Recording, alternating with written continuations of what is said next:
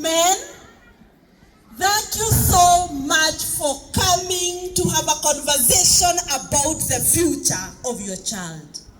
Asanteni sana kwa kuja, because parenting in the recent days has been left to mothers and the female figures like we went to bed alone. Thank you so much fathers, that today being a Friday, na unajua wababa wanakuanga na mafomu za Friday. Hata saa hii 5 inaelekea, I can still see you around. Asanteni sana. Women, mothers, these men deserve an applaud only. We appreciate you for coming, fathers. Fathers, I appreciate you fully for coming. And before you sit down, I will only give you one responsibility in defining the next generation in your child.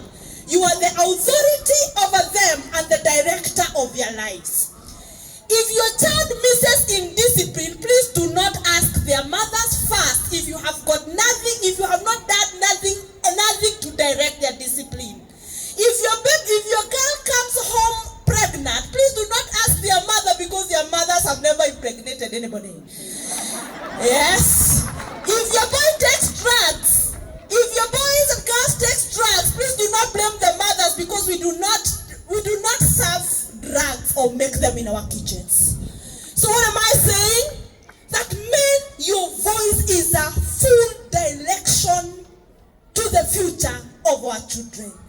And any child who grows up with a father figure, their outcome is always different. It is always different. And therefore, mothers seated here and there is no living father at home, please be very deliberate in creating a sound father figure to your child when they are growing up. And also if they are boy child, if you don't want a feminine man, you better involve men in the growing up of the boy child. You better. Otherwise, tutaendelea kulea wanaume wanakaa wanafikiria kama wamama. And mothers, we keep complaining that we don't want mama's boys as our husbands, but we are very busy as the current mothers creating mama boys in our sons. Do you think there is any girl who will appreciate that boy? No, a man will ever be a man regardless of where they have grown from, regardless of who grew up with them, and regardless of who they are. So men, asanteni sana kwa kuja, na kwa sababu mko hai, be counted. Be counted in the experience and in the narrative of your child. Most of you are very bitter with the fatherhood experiences you got. This is what I know from many men who are parenting today. But your children will also give a story of their father every day. Write a fatherhood story that will be a generational reference, that even when you're gone, they will one day say that my father stood for these values and my father defined me. As you sit down, asanteni sana kwa kuja. Makofi tena kwao. Thank you for coming to have a conversation about your child. And when the schools go on unrest, all of us in the country, including myself, we are blaming it on other things, but not the actual behavior of the learners. Ndivyo tunasema. Kanisa inasema wazazi hawarei, principal anasema mliniachia wazazi. Tukienda social media tunabash mwalimu karibu tuwaue huko social media. Who is putting accountability on them as human beings? But how can you put accountability on them and we have not taught them accountability? How? How will they listen to authority na kweko nyumbani mtoto wako ndiye kusema? Kwako nyumbani mtoto wako ndiye kusema. Kwa nini aende shule abiwe na mwalimu asikie, na kwako akisema hakuri getheri unasema imwagwe? Au kadari ya getheri ukalika iteke. Akisema haadi kanisa ni sawa, wewe leo ona cartoon, si ndio? When you're taught to have time for your children, you're saying it is time to have time for ni kwanza wa mama kujipenda.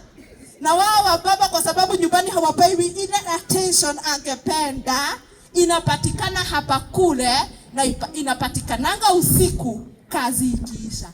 Watoto tukaacha wajile, watoto tukaacha wajiabie, watoto tukaacha waseme, and because we know we have failed Our parenting has been a defensive parenting. That I am providing this to defend myself from what I have not actually been. That's what we are doing. Mtoto akitisha yogurt, unadogora gamwe, unaenda supermarket unajaza troli, ndio kesho usitishwe na usikosee mtoto. Mwake ndio matumbe inywe. Every school that is in school, walimu hawalali. Walimu wanaume literally matirakoma. Wametengeneza schedule. Kuna walimu wanagadi watoto hadi saa 8 usiku, walimu wengine wanaingia saa 8 hadi asubuhi. They are going through hell of time. Alafu kitu kimoja kikifanyika, sisi wazazi kwa social media, kwani walimu waliwafanyia nini wazazi wa Kenya? Kwani walimu wametufanyia nini Kenya? What has teachers done to us as parents? Because we are taking a lot of aggression to us.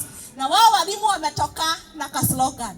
Wanasema, I am a trained teacher. My work is to train and go. Because if a teacher disciplines your child, you have your case. Mwalimu acorrect mtoto wako hivi, ndio atajua unaelewa Basic Education Act inasemanga nini.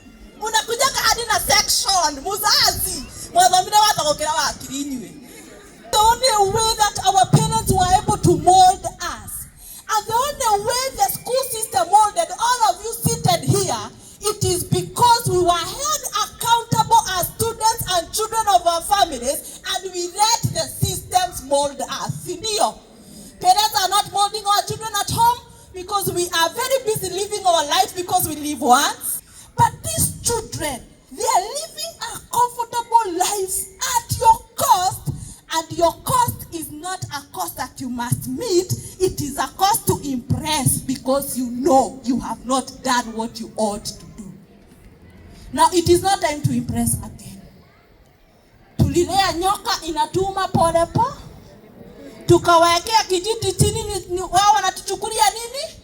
Na kijiti yao wametuchukulia bila huruma. We kept it down. The teacher kept it down. And when the teachers say we shall teach and go home, parents, we shall lose it, let me tell you. Because they will not care who is taking drugs. In Ukweli, they will not care who is having sex at that right center. They will not care the mental health well-being of your child. They will simply teach whether they hear or not. Wao wamefuza na siku imeisha imeenda nyumbani. And because we are products of teachers and products of deliberate parents of your time. Parents, it is time we become deliberate. How do we become deliberate? Number one, by calling it as it is. And you can never talk to your children on internet. When you are leaving, you can only talk to them by providing quality time of interaction with them.